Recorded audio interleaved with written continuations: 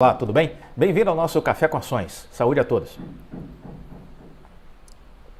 Na companhia de um bom café especial, vamos refletir um pouco sobre essa guerra Rússia e Ucrânia com um olhar econômico, com um olhar financeiro. Que impacto isso tem nas bolsas de valores? Que impacto tem na retomada das economias? Mais inflação, mais custos, subida nos preços de commodities? A bolsa brasileira, como é que vai ficar diante disso tudo? Vamos refletindo. A Rússia invadiu a Ucrânia, é uma guerra desigual, um gigante contra formigas, e todas as guerras são produto da estupidez humana. Todas devem ter o nosso repúdio. Essa é a minha posição. A guerra é uma imbecilidade. Deve ser condenada, deve merecer o nosso repúdio veemente, veemente. Nenhuma guerra pode ser defendida por um ser humano inteligente. Só pessoas ignorantes vão defender a ignorância. Aí sim. Aí a ignorância é uma questão de decisão de cada um, não é verdade? Mas essa é a nossa posição. Muito bem, o Ocidente decidiu que não ia se envolver do ponto de vista bélico com esse confronto. É uma decisão do Putin, ele que arque com as consequências. Mas o Ocidente disse uma coisa de forma muito contundente. E aí estou falando do Ocidente, eu estou falando da Europa, estou falando dos Estados Unidos. Eles disseram: o Putin será punido, duramente punido. E como se pune o Putin? Lançando os mísseis na economia financeira, na economia russa. Cercando as empresas, congelando ativos, congelando reservas econômicas do governo, bloqueando bens, patrimônios da oligarquia russa. E é essa a ação que está em curso, bloqueio da oligarquia russa. Quem são, afinal, esses oligarcas russos? O que tem a ver eles com o Vladimir Putin? Estamos falando de pessoas que se transformaram ao longo desses 20 anos de governo Putin em bilionários. Ou seja, se serviram do poder. Eles colocaram o Putin lá. O Putin é aquele jabuti em árvore. O jabuti não sobe em árvore. Então, se ele está ali é porque alguém colocou. Deu para entender? Então, quem são essas pessoas que colocaram esse jabutizinho de QI pequeno nessa árvore? São os oligarcas. São os oligarcas russos. E são eles que estão na linha de tiro, são os alvos preferenciais do Reino Unido, da União Europeia, dos Estados Unidos e de países também da Ásia, Japão, Coreia do Sul. Os oligarcas, eles estão no centro das atenções, bilionários, donos de iates, aviões, hotéis, restaurantes, mansões, tudo na Europa, Estados Unidos.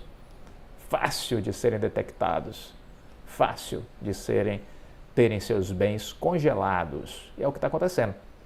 Semana que passou, nós vimos agora, nesses últimos dias, o bloqueio, por exemplo, de ativos de um grande banqueiro russo, 25 bilhões de reais congelados. Passe de mágica. Paralisia, ele não pode tirar R$1 dos 25 bilhões congelados. O banco dele pode quebrar? Pode, claro que sim. Se essa crise demorar muito tempo, ele vai falir. É isso que vai acontecer. Este é o poder que o Ocidente pode usar e parece, para surpresa do Putin, e eu confesso para mim também, que este poder está sendo exercido. Pode ser exercido ainda mais.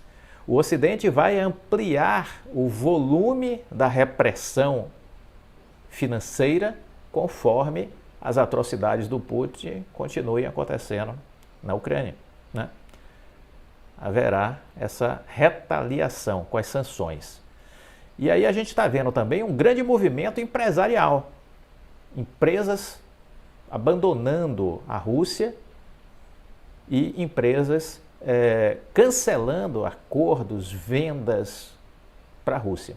E aí a lista é grande: Nike, Adidas, Apple, Ford, Toyota, Volkswagen, as grandes petroleiras do mundo, todas estão aí fechando as portas das transações comerciais com a Rússia.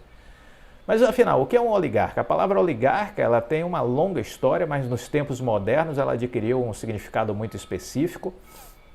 Um oligarca é um membro ou apoiador de uma oligarquia, um sistema político no qual um pequeno grupo de pessoas passa a governar. Hoje em dia, esse termo também é usado para se referir a um grupo de russos extremamente ricos, bilionários, que ganhou destaque após a queda da União Soviética lá atrás, em 1991. Essa oligarquia russa, ela vem do grego oligoi, que significa poucos, e arkain, que significa governar. O sistema é diferente de uma monarquia ou de uma democracia.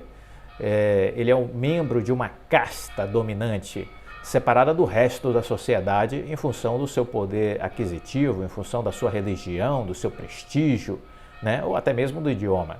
Essas elites tendem a governar seguindo apenas os seus próprios e exclusivos interesses, apenas isso.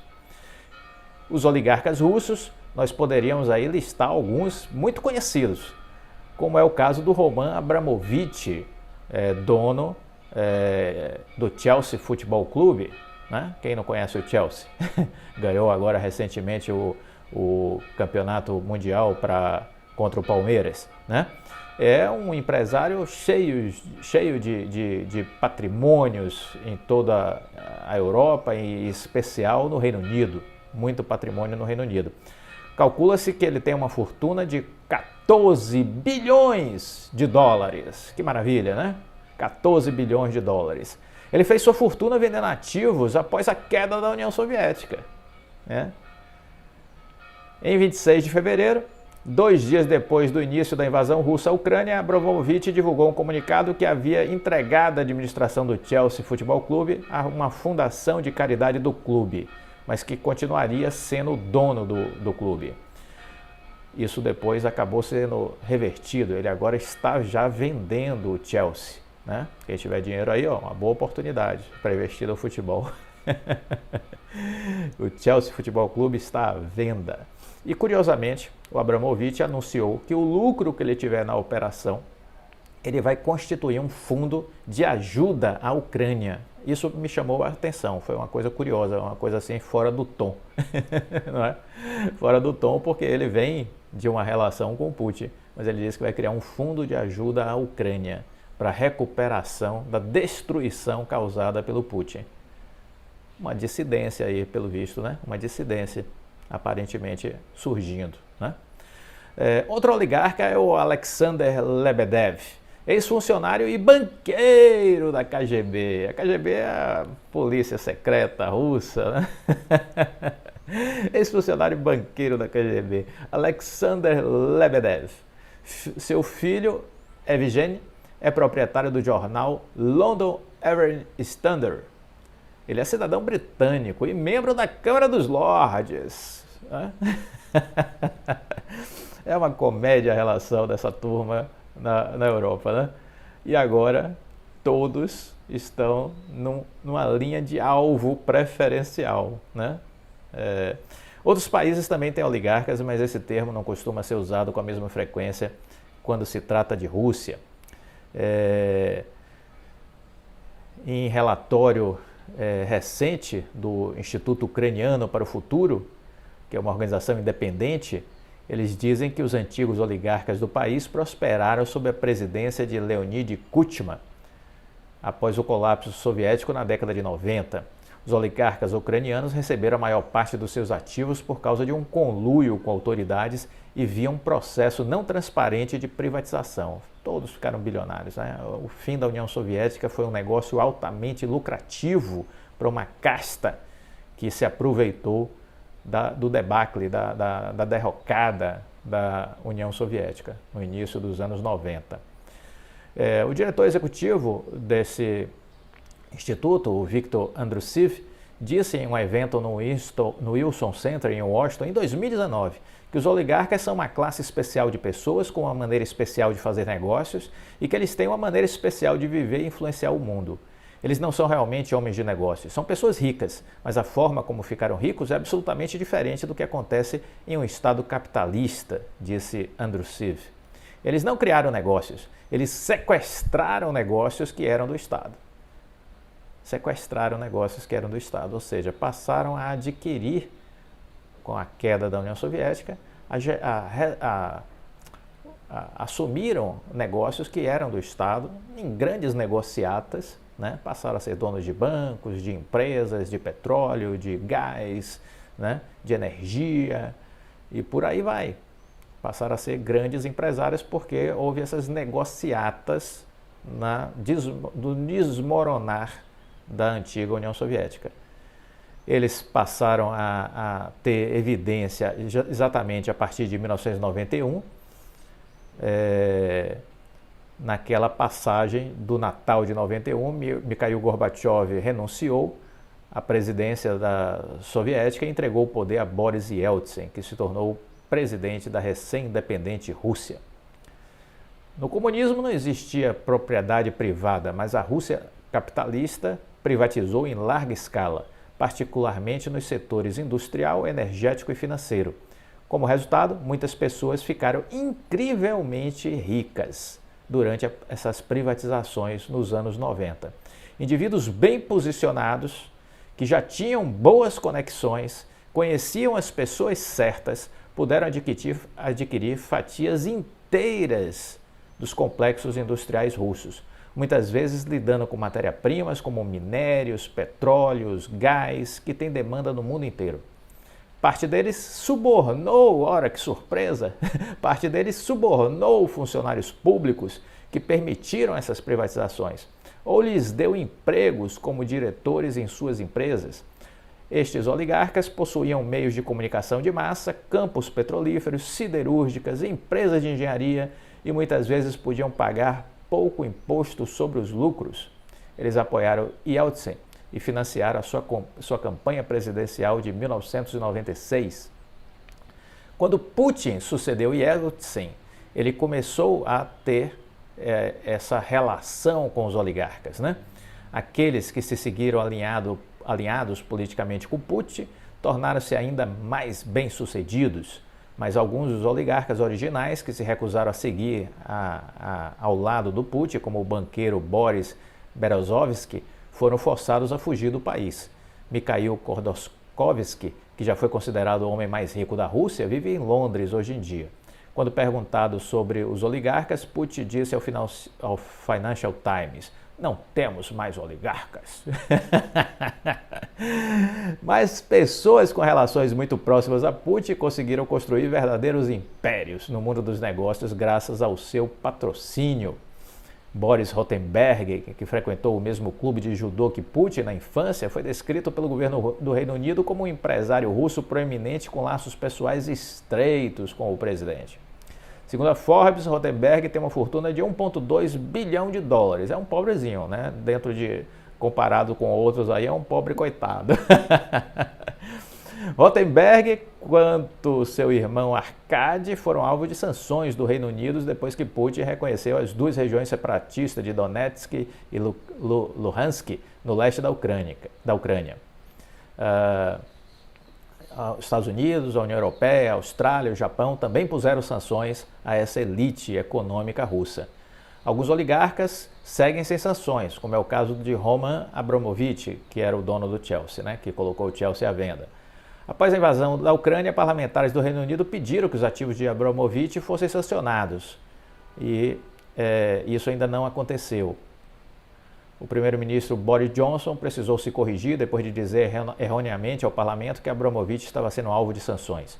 A ministra das Relações Exteriores do Reino Unido, Liz Truss, se recusou a dizer se o governo considera sancionar ou não o oligarca.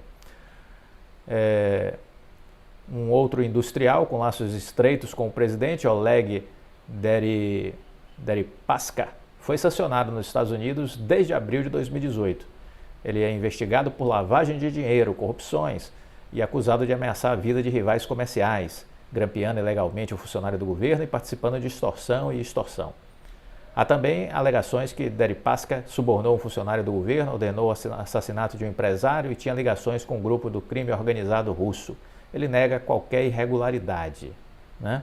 Pois bem, são essas pessoas que estão sendo alvos de restrições. Essas restrições estão passando dia a dia, elas estão crescendo, né? No dia 3 de março, portanto, essa semana agora, iates de luxo de bilionários russos começaram a ser confiscados.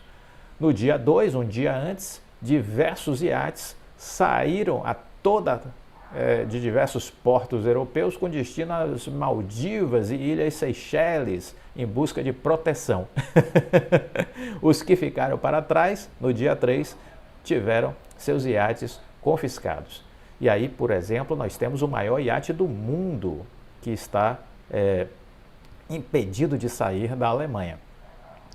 E também autoridades francesas apreenderam um iate de 85 metros, um barquinho, 85 metros na costa mediterrânea. O maior iate do mundo, do bilionário Alisher Usmanov, está parado sem poder sair do porto de Hamburgo, na Alemanha. Né?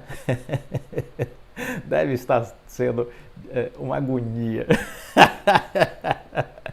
Em meio às sanções contra a Rússia, os iates de luxo de bilionários estão sendo apreendidos e confiscados por toda a Europa.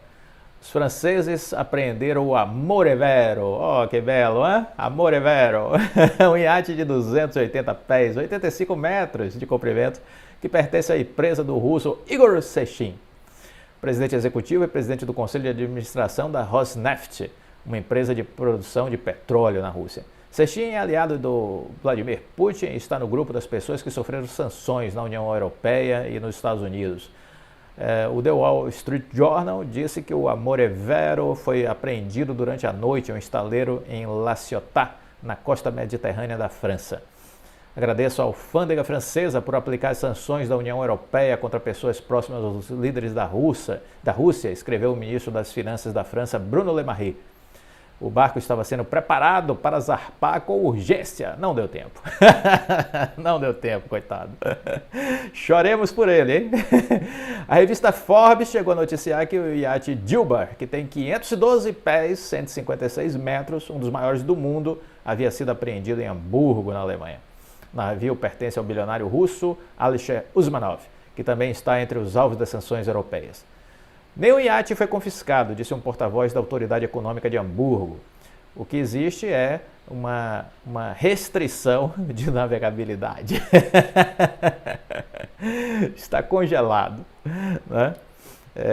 Usmanov é considerado um dos bilionários mais ricos do mundo, tem uma fortuna estimada em míseros 14,2 bilhões de dólares. É uma coisinha pouca, 70 bilhões de reais. Pobre coitado, né? Usmanov tem a maior parte de sua fortuna ligada a gigante de minério de ferro e aço Metaloinvest. Foi um dos primeiros investidores do Facebook, possui participação na Xiaomi, vendeu sua participação de 30% no Arsenal Futebol Clube em 2018 por quase 700 milhões de dólares. Segundo a Reuters, ao menos 5 outros superiates de bilionários russos estão ancorados ou navegando pelas Maldivas, no Oceano Índico. Muito bem, estão na linha de tiro. Então veja, há toda uma inteligência do Ocidente em ir atrás dessas pessoas. Há uma lógica. E é importante a gente entender isso, porque esta é a forma como o Ocidente encontrou de atingir a economia russa, de atingir as empresas russas e os grandes, bilionários russos. Qual o objetivo disso? Minar o governo Putin. Vai acontecer? Não sei, mas essa é uma ação de longo prazo. Certamente nós veremos a economia russa colapsar. Eu acredito nisso. Gostou do vídeo? Deixa o like, compartilhe com os amigos. Fique com Deus e até a próxima.